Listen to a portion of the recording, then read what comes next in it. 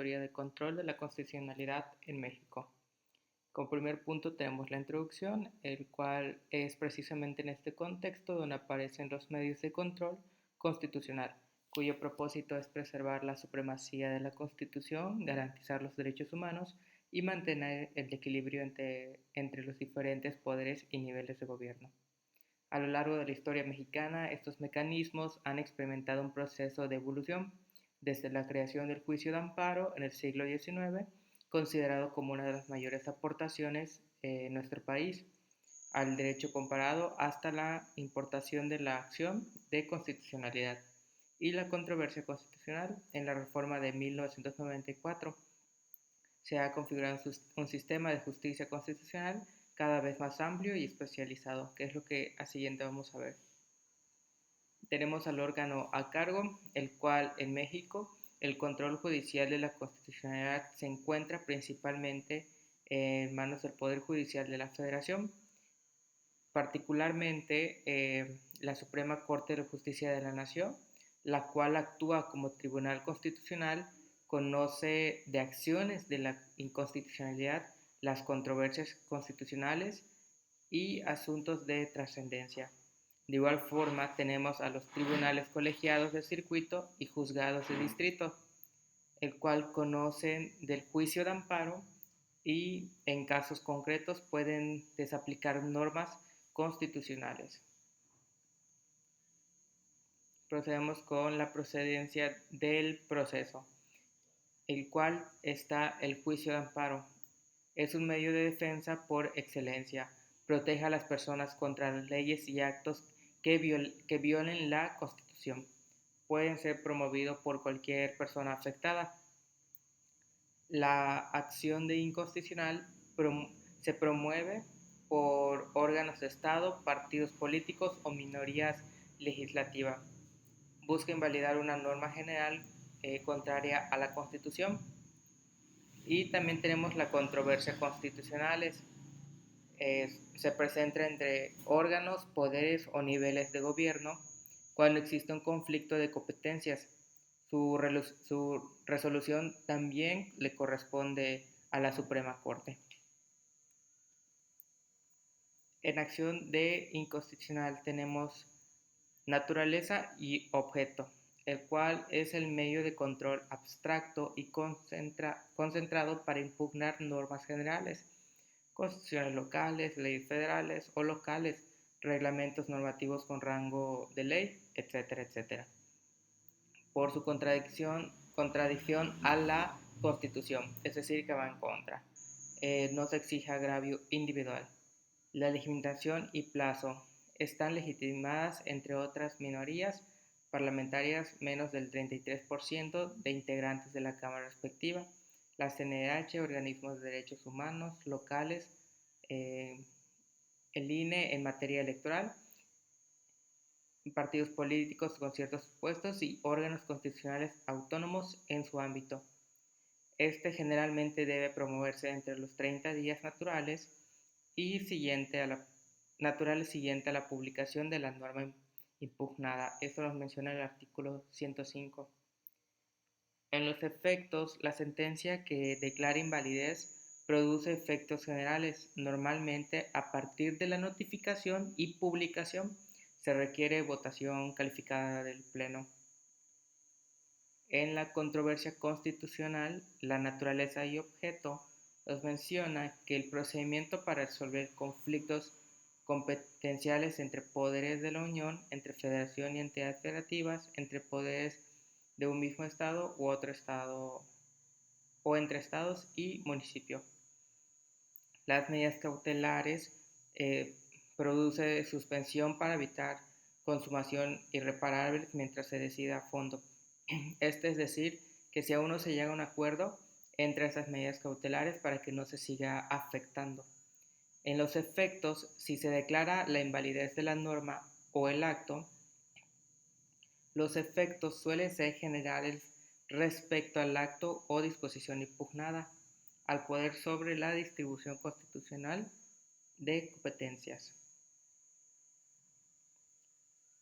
Ahora, los efectos del proceso en el control de constitucionalidad en México. Conocemos el juicio de amparo, efectos relativos, el cual protege a la persona que lo solicita, es decir, en este caso, el quejoso. Aunque, aunque una ley sea declarada inconstitucional en este caso, no se elimina del sistema jurídico, sigue existiendo y aplicándose para los demás. Por lo contrario, la acción de inconstitucional y controversias constitucionales, efectos generales, nos menciona que estos procesos se tramitan ante la Suprema Corte de Justicia si ésta la determina que una ley o norma es inconstitucional, la invalida para todos, el cual a esto se le conoce, se le llama efecto general o erga omnes. Conocemos el momento del proceso en el control de constitucional, el cual menciona cuando se analiza si una norma o acto es constitucional. Tenemos dos distintas. El primero es a priori preventivo, el cual nos menciona que el control se hace antes de que la norma entre en vigor. Busca evitar que una ley inconstitucional empiece a aplicarse, es decir, que afecte a la sociedad, a los ciudadanos del país. En México este control es muy limitado, ya que el Poder Judicial no puede revisar normas antes de su vigencia. Por lo contrario, tenemos a posteriori represivo. El control se hace después de que la norma ya entró en vigor y empezó a aplicarse. Busca corregir y anular leyes o actos que están produciendo efectos contrarios a la Constitución.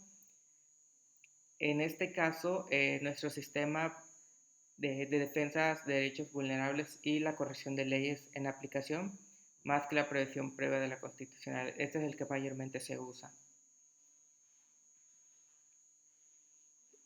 Tenemos el objeto del proceso, el cual protege la supremacía de la Constitución y los derechos fundamentales frente a leyes, actos u omisiones que lo contradigan. Es decir, todo aquello que va en contra de la Constitución no es permitido.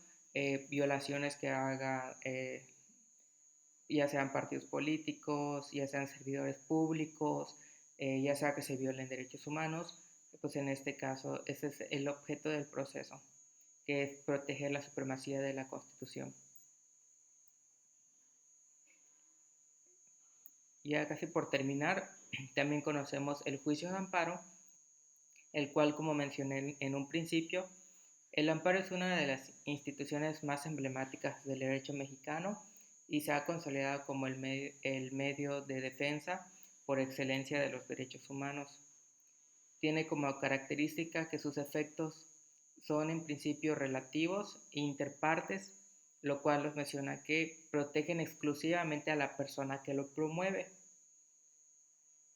Tenemos la ampliación, que esto fue en el año 2011, fue la reforma en materia de derechos humanos, transformó su lógica, pues ahora el amparo no solo protege derechos fundamentales previstos en la Constitución, sino que también aquellos reconocidos en tratados internacionales ratificados por México. Es decir, como nosotros en parte de nuestra Constitución igual está integrada, formada por parte de, de los tratados internacionales, pues sí podemos hacer uso de ellas.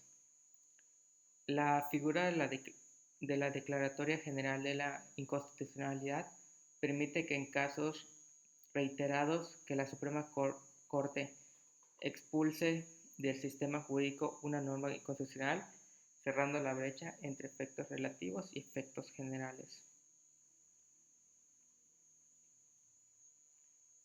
Ya por terminar, la conclusión, podemos mencionar que para concluir es posible afirmar que la teoría de los mecanismos de control constitucional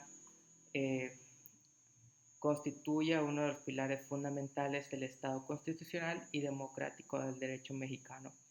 Estos instrumentos no son únicamente herramientas jurídicas, sino que representan la forma que se materializa la supremacía de la Constitución, garantizando que todas las autoridades en el ejercicio de sus funciones se mantengan entre los límites establecidos por el orden constitucional. Como observamos a lo largo del análisis, cada mecanismo corresponde a finalidades específicas, pero en su conjunto todos buscan un objetivo, el cual es asegurar que la Constitución sea una norma viva, efectiva y vinculante a la práctica diaria en la vida pública. Que si bien nosotros podemos confundirlo o relacionarlo muy seguido con derechos humanos, vemos que esta también trabaja no solamente para los derechos humanos, sino que es parte de, y también busca que las personas que nos gobiernen usen, eh, usen de buena forma su poder, por decirlo de esta situación. Eso es todo. Gracias por su atención.